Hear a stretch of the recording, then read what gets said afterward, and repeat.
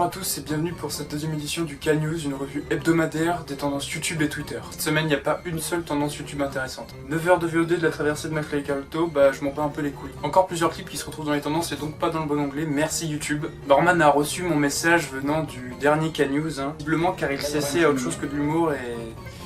Le lit nuptial. Arrête. Dans la semaine, une vidéo du duo comique Les Parody Bros est sortie. Bon, la vidéo c'est de la douleur en barre, Elle dure 6 minutes et j'ai dû la regarder en 3 fois parce qu'au bout de 2 minutes je me sentais partir en fait. Faut absolument arrêter en 2021, bientôt 2022, de faire des sketchs avec plusieurs personnages joués par le même acteur avec une perruque ou une voix forcée. Il faut absolument aussi que je vous parle d'un cheat code pour arriver plus facilement en tendance. En fait, tu mets ton titre de merde et ensuite tu rajoutes ton ressenti et ou une courte phrase au sujet de la vidéo et tout ça entre parenthèses. Voilà un exemple parfait avec les vidéos d'Amixem. Bon, et Amixem, tu fatigues. Ça fait 5 ans que tu fais les mêmes vidéos. Les pires c'est bon. Il y a un moment, il faut se renouveler, il faut avoir des idées, va acheter des idées, je sais pas, fais quelque chose. Cette semaine, René Malville est décédé. Une triste nouvelle pour l'Olympique de Marseille. C'était un passionné et un amoureux de son club, et pour ça, respect. Avec un peu de chance, on aura le droit aux 5 minutes de larmes de Cyril Hanouna. On a également eu la sortie de l'album de Lil Nas X avec des vidéos plutôt cursed, et personnellement, j'ai bien aimé l'album dans son ensemble. Bon, les tendances YouTube rapidement cette semaine, c'était une vidéo de La Maison. Enfin plutôt un vlogos, vlogogagigos. Si vous n'avez pas la force de regarder les vidéos, je vais vous la résumer. Donc c'est une blague d'entreprise, tu vois. Si un jour tu sors de ton chômage et que tu arrives dans une entreprise de boomer, bah tu vas le vivre, ça. C'est obligatoire. En gros, il filme toutes les personnes qui arrivent et celui ou celle qui arrive en retard a perdu. Ha, bon, ça met tout le monde mal à l'aise. En dehors de tout ça, 3 vidéos de Squeezie se sont retrouvées en tendance, dont une de sa chaîne secondaire. On va utiliser la roue de l'originalité pour savoir ce qu'il a fait sur sa chaîne principale. Et c'est parti.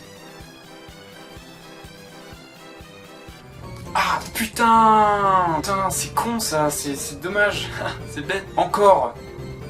Vous inquiétez pas, la vidéo de sa chaîne secondaire n'est pas plus originale, puisque c'est un best-of d'un stream sur Gmod ProPunt. On passe tout de suite aux tendances Twitter de la semaine. Donc le hashtag LowClear a émergé, les gens se sont rendus compte qu'en dehors d'être bruyant, d'avoir une des pires communautés Twitch FR, et d'être la version Echo Plus de Dr Disrespect, en ayant percé sur Overwatch, que c'était également une merde humaine, juste avec un clip d'une minute, où il pulvérise un type qui fait des vlogs au Japon, juste parce qu'il a oublié d'augmenter le son de son micro-cravate. En tout cas, le youtubeur en question c'est Japanien, et honnêtement son contenu est déjà beaucoup plus qualitatif et intéressant que des essayés de ne pas rire. LowClear.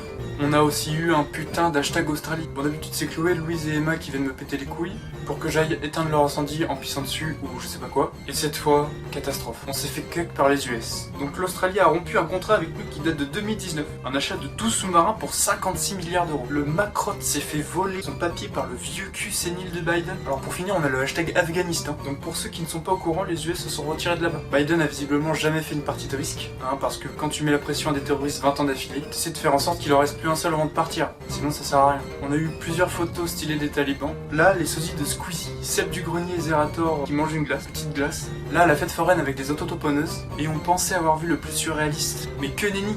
Cette semaine, ils ont publié des photos où ils sont sur des putains de pédalos. Bon, petit spoil, la semaine prochaine, on va les voir faire de l'acrobranche, du badminton et de l'aquagym. À 2 doigts d'ouvrir une chaîne YouTube de vlog en vacances. Bon, je pense que j'ai fait le tour. On se voit lundi prochain très vite. C'était Castiel pour K-News. À plus dans le bus.